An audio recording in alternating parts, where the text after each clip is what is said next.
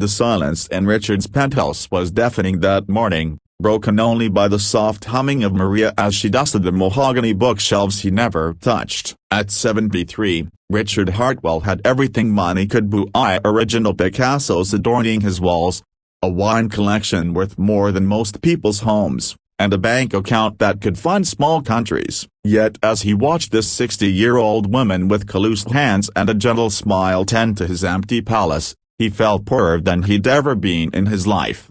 Maria had been cleaning his home for 15 years, arriving every Tuesday and Friday at precisely 8 in the morning. She never complained about the endless marble floors or the spotless kitchen that rarely saw use. She simply worked with quiet dignity, her presence the only warmth in Richard's sterile world of luxury. He knew almost nothing about her beyond her first name and the fact that she took 2 buses to reach his Upper East Side penthouse. That particular morning felt different. Richard noticed Maria moving slower than usual, her usual humming replaced by occasional winces when she thought he wasn't looking. When she reached up to dust a high shelf, her sleeve rolled up, revealing a faded medical bracelet around her thin wrist. "Maria," Richard called out, his voice echoing in the vast living room. "Come here for a moment." She approached with the same respectful distance she'd always maintained, her eyes downcast. "Yes, Mr. Hartwell, are you feeling all right? You seem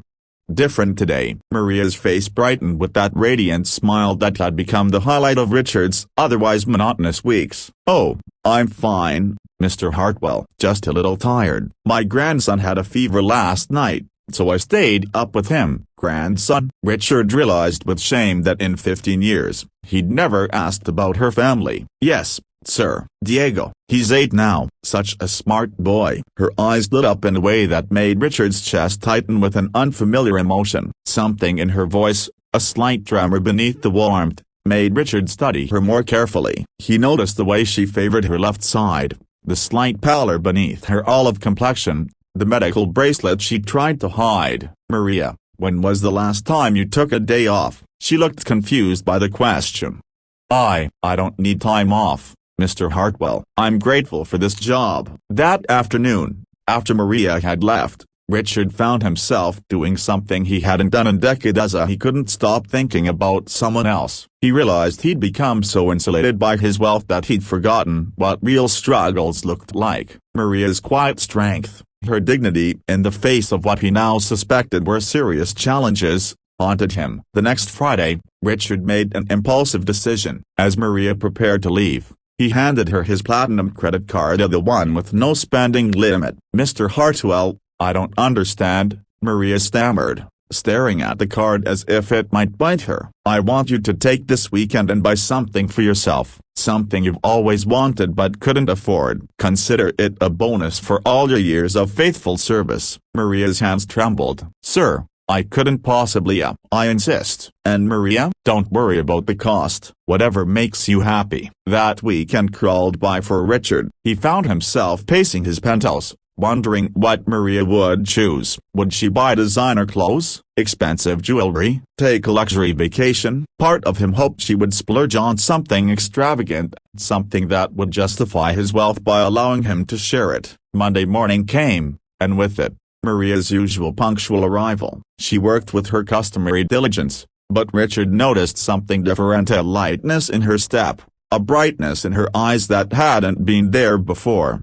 "So," Richard finally asked, unable to contain his curiosity any longer, "what did you buy?" Maria paused in her dusting, her face glowing with a joy so pure it took Richard's breath away. "Oh, Mr. Hartwell, you gave me the most wonderful gift. I bought Diego new school clothes and supplies for the year. And Medicine, we got his asthma inhaler refilled and bought extras so he'll never have to go without again." Richard felt his throat tighten, but Maria wasn't finished. "I also bought groceries, real groceries, Mr. Hartwell. Fresh vegetables, good meat, milk that doesn't expire tomorrow. My daughter Rosa, Diego's mother, she's been working 2 jobs since her husband left, but it's still not enough. This weekend, we cooked together like we used to when she was little." Richard's chest felt heavy, but Maria continued, her voice growing stronger with each word. "And sir, I hope you don't mind, but I used some to pay for my neighbor Mrs. Chen's medication. She's 91 and lives alone,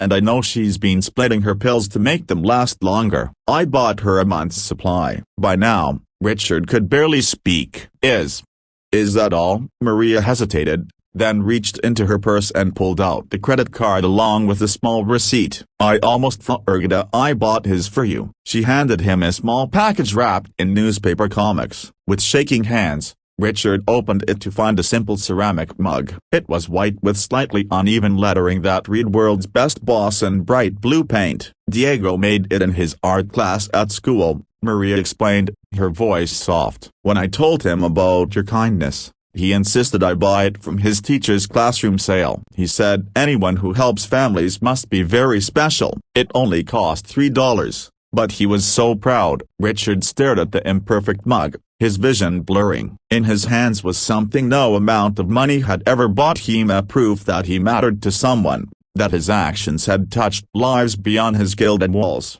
"Maria," he whispered, "keep the card." "Oh no, sir, I couldn't." "Please." Richard looked up at this extraordinary woman who had just shown him what true wealth looked like. "I want you to have it, for emergencies, for Diego's education, for Mrs. Chen's medications, for whatever you need." Maria's eyes filled with tears. "Mr. Hartwell, why are you being so kind?" Richard thought about his answer for a long moment. "Because, Maria, you've been teaching me something for 15 years. And I was too blind to see it. You've been showing me how to be rich in the ways that actually matter." From that day forward, Richard's penthouse felt different. It was still filled with expensive art and furniture, but now it also contained something far more valuable: the warmth of genuine human connection. Maria still came twice a week, but now she brought Diego sometimes, and Richard discovered the joy of helping a bright young boy with his homework. Richard learned that Maria had been quietly battling diabetes for years, working multiple jobs to afford her education while caring for her grandson and helping neighbors. Her quiet strength hadn't been born from contentment, it had been forged through sacrifice and love. Years later, when Diego graduated valedictorian from the private school Richard had quietly enrolled him in, the young man's speech brought tears to many eyes. But none were more moved than Richard when Diego said, "Sometimes angels don't have wings. Sometimes they just have kind hearts and the courage to share what they have with others." Richard kept that ceramic mug on his desk for the rest of his life. It became his most treasured possession, a daily reminder that true wealth isn't measured in bank balances or possessions, but in the lives we touch and the love we share. And every morning, as he drank his coffee from Diego's imperfect, beautiful gift, Richard smiled, knowing he had finally learned what it meant to be truly rich.